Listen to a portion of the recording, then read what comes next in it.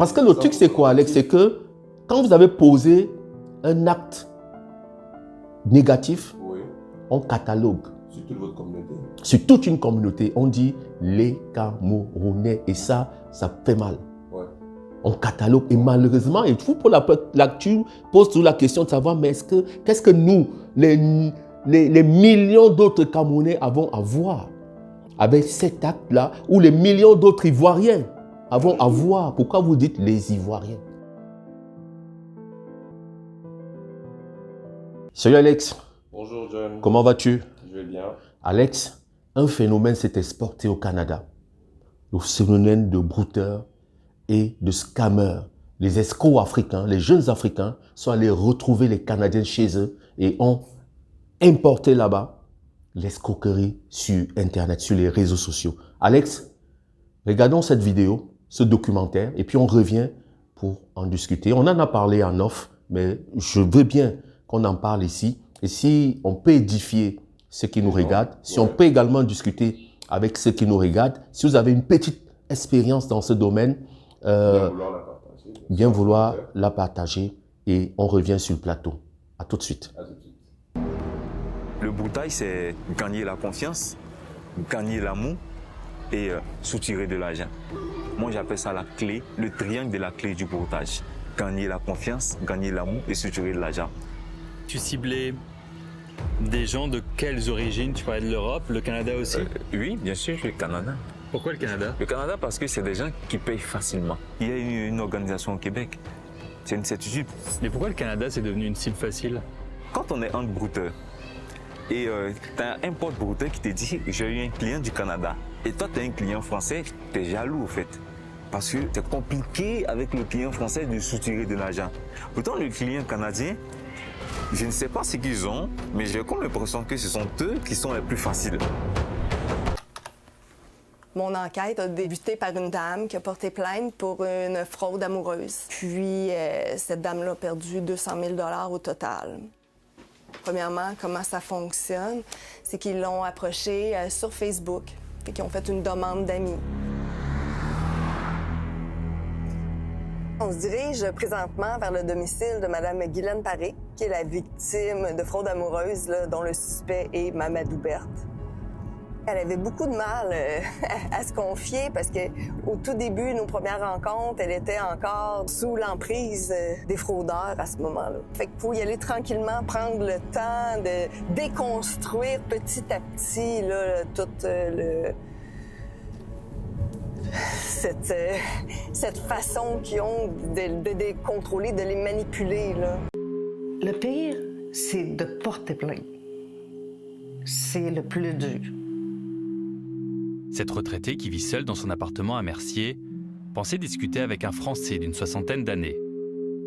Dans les tout débuts, tout était fluide. Je veux dire, c'était une conversation banale. Parce que je n'étais pas en recherche d'amour à ce moment-là. Oui, c'est toujours comme ça. Ils commencent tranquillement, ils établissent un lien de confiance, ils écrivent beaucoup. C'est soutenu comme conversation. Là. Ça peut être à tous les jours. Allô, mon cœur, hein? Ils utilisaient ça. Allô, mon cœur. Bébé. Oui. Il n'y a personne qui m'a appelé bébé. Oui. Puis les gens aiment ça parce que c'est de l'attention. C'est comment ça va, ta journée. Puis en fin de journée, puis comment s'est passée ta journée. Puis ensuite, ben les problèmes s'en suivent. C'est un après l'autre. On était au mois de décembre. Il s'en allait à Toronto. Mais je l'ai appelé, moi, à Toronto. Puis c'était le gros party. C'est le soir qu'il était supposé de revenir et qu'il devait m'emmener manger au restaurant. Le lendemain, je reçois un téléphone. Il m'appelle. Je suis à l'hôpital. J'ai eu un accident. Et là, ben, sa carte française ne fonctionnait pas. Fait pour payer son hôtel. Fait c'est pour ça que je me suis dit, écoute, t'es en train de me bourrer, là. Oh. Alex, tu viens de vivre ce documentaire, de suivre ce documentaire, ça fait froid au dos. Et ça fait peur, la situation est critique. Waouh, ça fait peur. C'est vraiment critique. Nos enfants, c'est des très jeunes personnes, Bien sûr. sont allés au Canada pour escroquer les Canadiens. Et là, on parle de pertes en termes de millions d'euros, de dollars canadiens et autres. Que se passe-t-il? Bon, il faut savoir déjà que ce n'est pas un fait nouveau. C'est quelque chose qui existe depuis déjà plus d'une dizaine, quinzaine d'années, une vingtaine d'années, oui. que ça a fait son chemin en Afrique Oui. et que le constat a été malheureux de voir notre jeunesse s'engouffrer à l'intérieur. Oui. On connaît aujourd'hui le nombre de jeunes qui exercent dans cette activité pour avoir de quoi vivre, pour mener un train de vie luxueux, un train de vie de paraître sans vraiment travailler, ce rêve de vie facile et de revenus que voilà, on obtient un peu facilement. Alex, mais il faut qu'on explique exactement ce que c'est. Tout à Parce fait. que parmi les personnes qui regardent, qui suivent, ne savent Yeah. pas exactement ce que c'est, quel est le processus, comment est-ce que ces personnes s'y prennent pour pouvoir escroquer. Il faut qu'on explique pour peut-être édifier certaines personnes qui ne connaissent pas comment ça marche. D'accord. D'abord, vous avez plusieurs types d'arnaques. Oui. Il y a plusieurs types d'arnaques. Dans le cas du Canada, je vais prendre l'exemple pour eux. Majoritairement, ils sont sujets à des arnaques au sentiment. Oui. Ce qu'on appelle les arnaques au sentiment, c'est un modèle qui a été popularisé à l'époque, détenu par les Nigériens, d'où l'expression de Yahoo Boys. Ils écrivaient à des dames plus âgées via des adresses mail Yahoo, discutaient et tout, dans des buts d'extorquer de l'argent. Au départ, c'était juste ça. Ils se présentaient même encore avec leur vraie identité. Ils se disaient encore, je m'appelle Idriss, je vis au Sénégal et tout, je vis peut-être à Abidjan et tout. Et la dame assez mature européenne, elle, se disant qu'elle construit une relation avec un jeune homme africain pour se faire une vie. Oui, mais en rappelant qu'au départ, même, ce n'était pas une arnaque. Ce n'était pas une arnaque, Alex. C'est-à-dire que ces dames arrivaient parfois soit à faire voyager les personnes Tout à fait. et se rencontrer. Parfois, il y avait un mariage.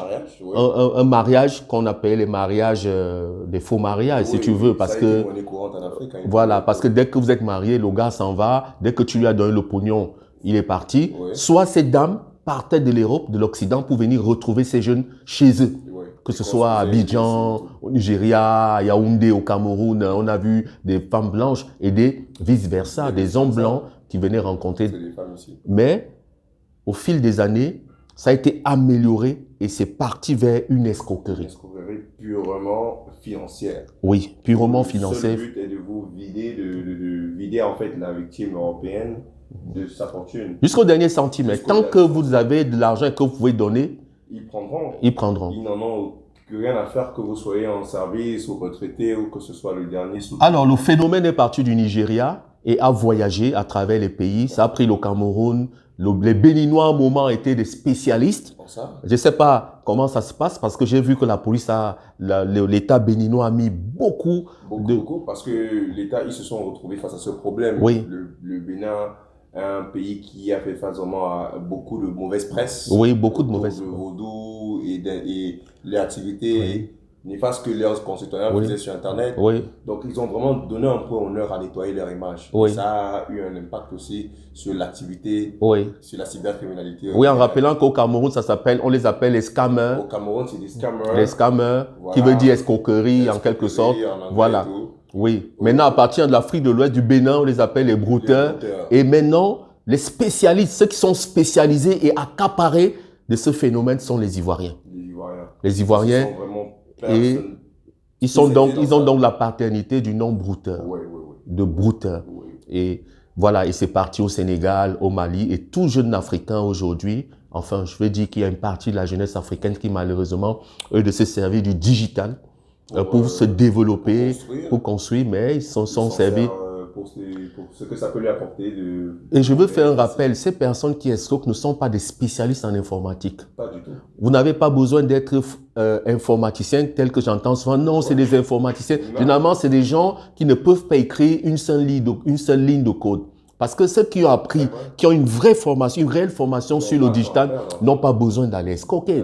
Parce que moi, je connais tous les jeunes, et même ceux qu'on a formés aujourd'hui, quand on les voit, moi, les jeunes à qui j'ai apporté une formation pratique, je vois, il y a des jeunes aujourd'hui qui, tous les mois, ont 1 million, 2 millions de salaires. Ils se font eux-mêmes leur salaire. Parce qu'il faut juste leur donner des bons outils pour évoluer. Maintenant, vous avez une jeunesse qui est paresseuse, qui veut tout avoir tout de suite. Tout de suite. Voilà. Et malheureusement, vont donc rentrer dans ce type d'escroquerie. Et on est allé très loin. Aujourd'hui, on a vu les gens se suicider. Bien sûr. Les gens qui ont mis fin à leur vie parce que du jour au lendemain, vous constatez que vous avez été escroqué et vous n'avez plus rien, vous n'avez plus d'argent.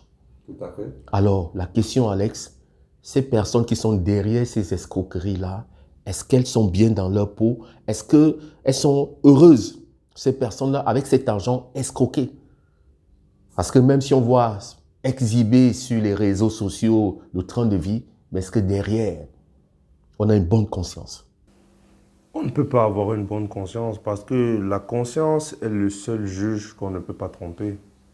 Si l'homme avait réussi à tromper sa conscience aujourd'hui, on le saurait, mais ce n'est pas encore le cas. Donc, ce qui veut dire, c'est justement pour ça que les revenus qu'il gagne ne vont que dans une vie de paraître. Oui. Vous allez voir que beaucoup vivent en club, boîte de nuit sur boîte de nuit, ils dorment, ils travaillent, ils dorment, ils travaillent. Donc, un train de vie très sombre. Ce n'est même pas productif pour cette jeunesse parce qu'ils se détruisent, même sur le plan en termes de santé, parce que non seulement ils ruinent leurs yeux devant des ordinateurs à des longueurs de journée, ils boivent en club tout le temps. C'est vraiment un chemin qui n'est enviable en rien. Et même l'argent sur le plan matériel, avoir des biens sans savoir, en sachant personnellement que tu n'as aucune responsabilité dans ça, ça ne dépend d'aucun mérite. Quelque part, même quand tu sors ton argent pour payer, tu te sens comme un imposteur. Moi, je pense que c'est ça, que tout le monde le ressent comme ça. Donc, aujourd'hui, ils ont fait de ça vraiment... Moi, je pense que c'est un problème. La cybercriminalité est aussi importante, que je vais choquer les gens, hein, mais aussi importante que le terrorisme aujourd'hui dans le pays. Oui, ça doit être pris vraiment comme du terrorisme. Parce que c'est même plus grave que du terrorisme. Parce que tu parles le terrorisme, au moins, il s'attaque à des idéaux et des trucs. Ce n'est pas la petite personne. Il s'attaque à des petites personnes, il va chercher directement. À des familles, à des pères de famille, à des mères de famille. Tu es chez toi, tu es derrière ton téléphone tranquille, et puis quelqu'un prend celui de t'écrire dans le but de t'escroquer, de volontairement gêner ta vie. Comme ça, en étant chez lui, il se dit qu'il a le droit d'écrire aux gens. Vous avez bâti une vie, vous avez mis des économies de côté. Quelqu'un décide que voilà. Ça, et puis, pas pour bâtir, pour flamber. Et malheureusement, dans certains cas, ces gens deviennent des modèles. Bien sûr. Dans ces pays-là où ils sont, on l'a vu, au Cameroun, en Côte d'Ivoire, au Sénégal. Il y en a beaucoup qui sont connus. Que ces gars sont applaudis. Il y en a beaucoup qui sont médiatisés. Bien sûr. Et particulièrement au Cameroun, on les appelle les présidents. Que dès que vous avez un peu d'argent, on vous donne le nom de président. Je me dis, président de quoi? Il faut aller jusqu'au bout. Ils sont président nombreux. De voleurs, de bandits. Ils sont nombreux. Il y a tellement de figures en Afrique, nous connaissons tous ça, tellement de figures, de grands, avec des noms, tous faramineux les uns que les autres, des grands noms bien orchestrés, qui veulent parfois dire des énigmes. Et de tous ces gens, on ne sait pas d'où ils sortent leur argent. On les a juste vus. On appelle ces grands tels, c'est tel le voyageur. Oui. Bon, Alex, moi, on m'appelle le voyageur parce que je fais le tour du monde. Non, mais ça, c'est différent. Mais... Oui, non, quand tu vas voir mon téléphone en or massif aujourd'hui, je ne suis pas un scammer. Pour les Ivoiriens, ils vont se reconnaître. Ils ont des noms comme les PCS. Le gars, il m'a vu sur le digital et très honnêtement aujourd'hui. Oui, ok, mais j'ai quand même les preuves de mes sources de revenus. Quand même. Il ne peut pas te présenter. Voilà, oui. La facture d'un produit. Oui, d'un produit. Un bon de livraison. Non, c'est pas possible. Donc, voilà. Alex, le Canada a-t-il mal fait d'ouvrir ses portes à l'Afrique? Parce qu'aujourd'hui, c'est le seul pays occidental qui continue de faire venir la main-d'œuvre africaine. Ouais. Parce qu'il faut dire que les autres font venir les main-d'œuvre indiennes, asiatiques et tout ça, mais c'est le seul pays aujourd'hui qui permet de voyager. Tout à fait. Alors, c'est quoi la suite? La suite, ce qui va se passer, c'est que le Canada va réagir. Absolument. Ils vont réagir. Et il faut réagir. Et durement. Et il faut réagir très durement. Parce que, de ce qu'on connaît de l'homme blanc, c'est qu'il peut faire des erreurs, mais une fois qu'il se rend compte qu'il a fait une erreur, il la corrige. Oui. Et très durement. Oui. Parfois, il peut faire un revers à 360 degrés. Oui. Sans avoir besoin de s'expliquer. Donc, je pense qu'il y a des gens, vu que ce dont, moi je pense que je veux sensibiliser aussi peut-être ces frères qui sont dans cette activité, et qui exercent de l'autre côté. Ce qu'ils ne savent pas, c'est que l'environnement digital là-bas n'est pas opaque. n'est pas aussi fermé, c'est-à-dire que nous, on n'a pas mis les mesures de sécurité, de ceci, on ne peut pas, voilà. Et bien même que nous également, aujourd'hui, qui avons une certaine expertise en termes du digital, moi, je te retrouve. Non, on te retrouve. À toutes les adresses IP, même quand tu utilises le VPN aujourd'hui, Alex, on a des outils pour savoir, pour te localiser, savoir exactement où tu es. Je pense que les personnes, les forces de l'ordre, ceux qui exercent derrière, ferait mieux se rapprocher, de se rapprocher, de se rapprocher même des informations aujourd'hui. Il y a des têtes africaines. Vous avez des jeunes qui sont là parfois, qui gagnent pas encore d'argent, mais qui connaissent exactement comment est-ce que on peut contrer, comment on peut retrouver ces gens-là, comment on peut suivre à partir d'un mail, envoyer simplement une adresse IP. Aller localiser ces personnes-là. C'est possible. C'est possible, mais ça les gens ignorent complètement. Si déjà sur Internet, on n'est pas encore poussé en termes de sécurité, encore sur Internet, c'est une notion encore plus sombre pour la majorité des Camerounais et des Africains. Dites-vous qu'aujourd'hui encore, il y a des banques qui utilisent des réseaux d'Internet publics. Oui, bien sûr. Donc tu entres dans une banque, le Wi-Fi il est public, tu peux te connecter, tu te mets à surfer. Bon. On va en parler, ça c'est un autre point, c'est-à-dire que les arnaques à la banque, au compte bancaire, machin, on reviendra dessus pour essayer d'expliquer aux gens comment ça marche, comment se prémunir, de ce type d'arnaque. Ici, les conseils déjà à donner aux personnes qui vont nous suivre, qui sont déjà d'un certain âge, ou alors même pas, mais dès que vous arrivez, vous ouvrez une plateforme, vous vous connectez à Internet, vous êtes susceptible d'être victime d'une arnaque. Alors, les petits conseils que je peux donner rapidement aujourd'hui, c'est déjà ne cliquez jamais sur une adresse mail que vous ne connaissez pas. Jamais. Vous avez reçu une adresse mail, ne cliquez pas. Vous avez reçu un message qui vous fait miroiter des lots, machin, vers un lien, non, ne cliquez pas. Ignorez ou supprimez. Ne suivez jamais un message. Si vous avez ouvert une adresse mail, un message, ne suivez jamais des messages tels que il y a quelqu'un qui est décédé, qui avait une fortune, qu'il a abandonnée dans une banque. Et voilà, on vous a choisi, on est tombé sur vous. Est-ce que vous allez partager ça avec des gens? Ne suivez pas. Voilà. Donc, certainement que 99% des utilisateurs d'Internet ont reçu des mails comme ça. Voilà. Non, ça, à 1000%, c'est de l'arnaque. Chaque mail alléchant, chaque proposition alléchante sur Internet, allez vérifier, revérifier. Parce que pourquoi est-ce que vous êtes choisi? Vous êtes qui? Est-ce que vous levez un matin, un occidental, un américain vous écrit en laissant 200 millions d'habitants américains, 200 millions d'habitants européens, il vient en Afrique, vous choisissez, ou alors il va dans un autre pays pour hériter de sa fortune, vous sortez d'eau. Alors les gars, ça c'est, vous voulez avoir la vie facile et vous pouvez être victime. Donc, faites très attention. Et puis, l'arnaque sur le sentiment est beaucoup plus répandue parce qu'au-delà de ça, il y a une autre façon de le faire. Bien sûr. C'est-à-dire que si la personne ne peut pas vous prendre l'argent directement, c'est-à-dire que va passer par un chantage. Donc, va faire croire que c'est une jeune fille derrière pour des hommes, que c'est une très belle jeune fille. Va vous amener. On a vu des gens se masturber. Vous vous masturbez, des vidéos qui ont tourné. On a vu un ancien ministre congolais au Maroc, installé au Maroc, un ambassadeur congolais installé au Maroc qui se masturbait devant sa caméra. Et vous êtes victime de l'arnaque, vous donnez de l'argent, et ça ne s'arrêtera jamais.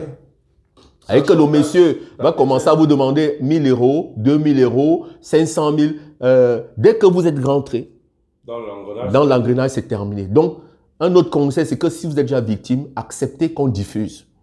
Parce que quel qu'en soit ce que vous allez faire derrière, l'argent que vous allez envoyer, ça ne s'arrête jamais. Si vous le dites vous-même, mon gars, diffuse. Il n'y a rien derrière, il n'y a rien à prendre. Vous n'êtes pas la mais dès que vous payez, Alex, dès que vous payez, il sait que le film, et que vous avez quelque chose à cacher. Voilà. Donc, vous m'avez filmé, j'étais en train de me masturber. Bon, il y a le film X diffusé. Bon, certains vont également. Non, il y en a qui vont prendre également plaisir. Bon, on s'en fout. Donc, diffuser. Si vous êtes. Au bout de 2 semaines ou trop, tout le monde passe à autre chose. On a vu des sextapes graves. On n'en parle plus aujourd'hui. Les gens ont continué leur vie. Voilà. Donc, C'était sûr, ça peut gâcher une partie de votre vie, mais je pense également que les personnes de votre entourage vont comprendre. Vous êtes un être humain. Vous n'êtes pas un fantôme. Donc, et puis, généralement, quand ça arrive, c'est de vous expliquer. De dire tout simplement que vous avez été victime. Faites votre mea culpa simplement. Vous continuez votre vie et ça n'arrête pas là. Mais dès que vous commencez à payer, le plus difficile, c'est que vous avez payé autant d'argent et que ça ne s'arrête pas. Les personnes vont vouloir, revenir vers vous. Donc, ça, c'est un des conseils. Alors, les gars, les messieurs, c'est vrai, quand vous avez quand même déjà un certain âge, c'est que l'amour est parti. Oui. Mais vous pensez que vous êtes qui pour qu'une jeune, jolie femme tombe à des kilomètres de vous, tombe amoureuse de vous et... Attendez. Arrêtez. Arrêtez. Je pense que si vous cherchez des jeunes belles femmes, c'est un conseil que vous avez un certain âge. Les gars, vous avez des boutiques en Europe, des espaces de prostitution, vous allez payer votre argent, vous voyagez, vous payez votre argent et vous avez des relations avec, vous allez au Porto Rico, vous allez en Chine même, vous trouvez tout l'espace occidental, là, ces endroits où vous avez 90 ans, vous arrivez, c'est des très belles jeunes femmes que vous rencontrez qui sont venues, qui sont professionnelles, c'est leur boulot. Oui. Entretenir des personnes d'un certain âge, accompagner ces personnes. Elles sont même prêtes à venir à vivre chez vous, si vous avez du pognon. Mais laissez à distance, vous envoyez tout votre argent, mais à la fin, vous ruinez. Alors, Alex, conseil pour le Canada. Qu'est-ce que le Canada, qu'est-ce que tu peux donner comme conseil à l'État canadien aujourd'hui? Le conseil que je peux donner à l'État canadien aujourd'hui face à tout ça. À cette situation, parce que les gars sont chez eux. Bien sûr. Ils sont arrivés au Canada et ils sont implantés. Beaucoup ont des cartes de résident.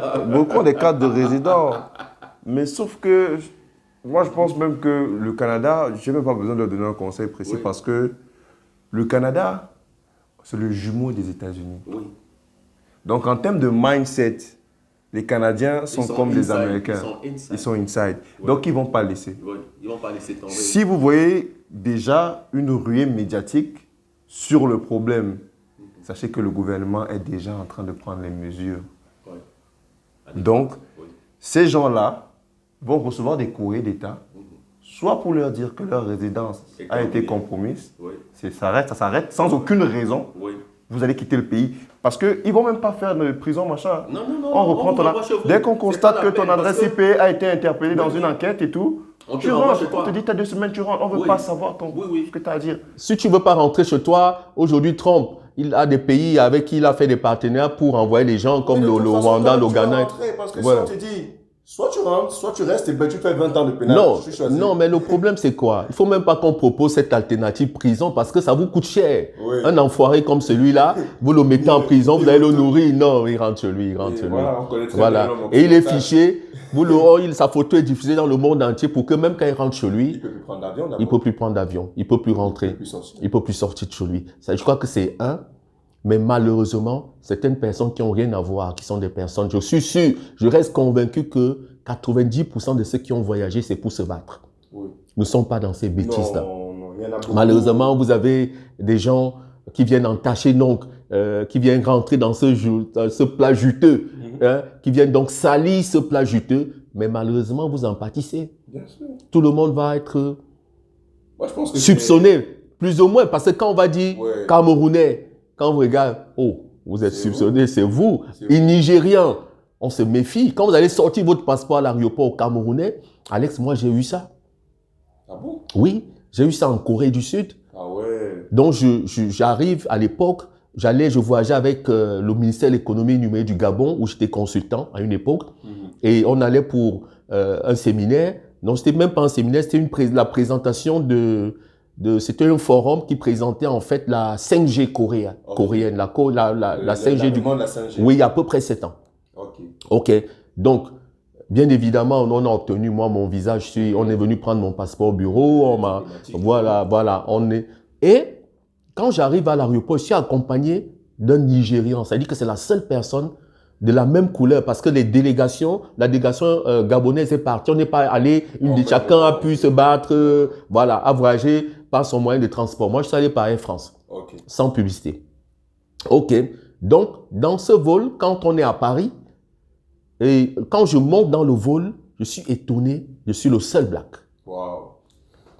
Après un certain temps, je vois un autre black qui rentre, qui vient s'asseoir à côté de moi parce qu'on est les seuls. Ça dit qu'on est dans un avion de près de 180 personnes.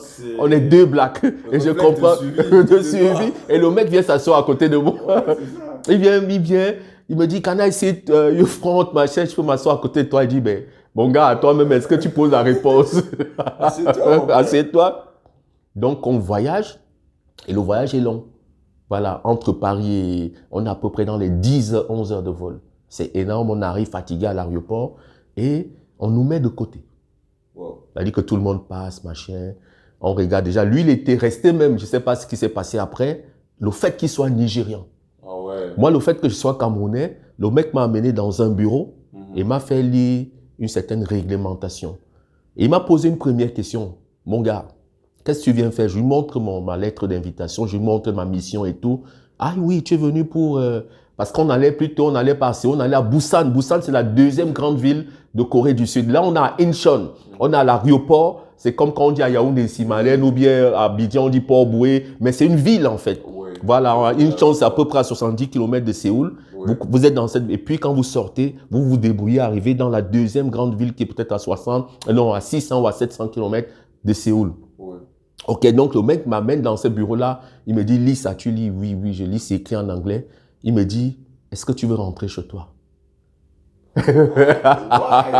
Est-ce que tu veux dire que, mais mon gars, moi je veux... Tu vas faire combien de temps ici? Je dis que non, moi on a 2 semaines, mais après je vais rester 2 semaines. Il dit, ok, ici on ne vole pas. Interdiction de voler. Et il me dit, on sait que vous les Africains, vous êtes des voleurs. Et ça peut choquer. Oui. Non, mais attends, Alex, ça peut choquer, mais j'ai entendu ça dans beaucoup d'aéroports. Ouais. Oui, et c'est le moment, l'occasion de le dire. Oui. Et qu'on change cette étiquette. C'est-à-dire que quand vous arrivez quelque part, même en Amérique latine, en Asie, partout où vous arrivez, dès que vous êtes africain, on regarde votre passeport, vous pouvez être black, mais vous êtes américain. Oui, donc tout de suite, ou bien vous êtes français. Oui. Vous comprenez un peu, tout de suite, dès qu'on regarde français, tac. Et puis il y a des nationalités qui sont étiquetées. Ouais. Si vous arrivez dans un aéroport et que vous êtes gabonais, le gars, vous passez. Les Gabonais, eux, c'est... Mais vous avez des nationalités là, quand on dit Nigérian, mon gars, vous restez d'abord, on fait une double enquête, même quand vous avez le visa, voilà. Et quand on dit que vous êtes Camerounais, alors, les faits mad. Mais tout le monde se met en garde. Et Ivoiriens, Béninois, mais avant, les Béninois n'étaient pas dans ce... Mais finalement, c'est récemment, voilà. Donc, du coup, vous êtes salis. Donc, vous arrivez toujours dans un aéroport, on vous rappelle que vous êtes des voleurs. Et moi, quand j'arrive, le monsieur me dit, ici, on ne vole pas. Mais bien sûr, en Corée du Sud, ça n'existe pas. Voilà. Parce que si vous volez, rien que rembourser le téléphone de quelqu'un, le mettre dans votre poche peut vous coûter 50 ans de prison. Ah, oui. Et il me sort des photos des gens. Il me dit, tu vois, celui-là, il est condamné à être exécuté. Celui-là est condamné à 50 ans. Il avait volé. Celui-ci était un vendeur de drogue. Celui-ci avait fait ceci. Bon, c'est vrai que dans tous ces gens, c'est les Nigérians. Ouais. Ouais, qui sont dans les gros bills, Disney. Stigmatisation d'un peu. Voilà, oui, oui. Voilà. Non, non, il faut le dire. Aujourd'hui, Alex, avec les réseaux, il faut qu'on parle pour lever les équivoques. C'est important. Il faut l'expliquer de manière crue parfois pour le dire. Parce que moi, ça ne me fait pas plaisir que j'arrive dans un pays où je suis en train de voyager légalement, où j'ai eu un visa, je vais travailler et qu'on me rappelle que je suis un voleur. Au lieu de respecter et tout. Et qu'on me montre la liste des voleurs qui sont en prison, qui me ressentent et disent, mais moi, qu'est-ce que j'ai à voir dedans, mon gars? Moi, j'ai pas de problème, j'ai rien à voir dedans. Je suis venu bosser, après je rentre chez moi. Voilà, malheureusement. Donc, je suis dans le cas de ceux qui sont allés au Canada, normalement pour travailler, naturellement, légalement pour travailler avec des bonnes intentions. Tout à fait. Ok. Je vais d'abord leur donner un premier conseil, les gars. Vous êtes allés vous chercher. Bien sûr. Vraiment, défendez votre nationalité là-bas et défendez la dignité africaine. Ça, c'est un. Ne vous lancez pas dans le... Si c'est dur là-bas, c'est compliqué, revenez. Revenez. On va se battre.